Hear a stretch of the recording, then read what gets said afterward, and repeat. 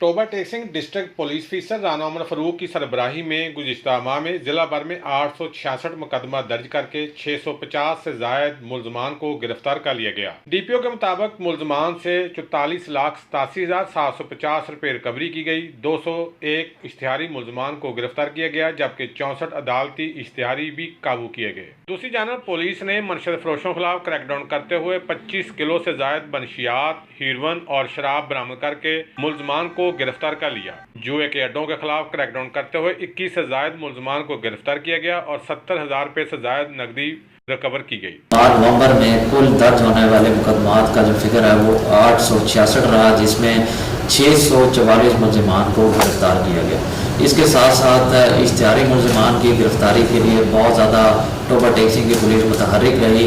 National action plan के तहत जिला भर में 114 मुकदमा दर्ज किए गए। डीपीओ के मुताबिक जराइम पेशा अफराद के खिलाफ कार्रवाइयाँ जारी रहेंगी। कैमरामैन अली हैदर के साथ सुल्तान महमूद, टोबा टेक्सिंग।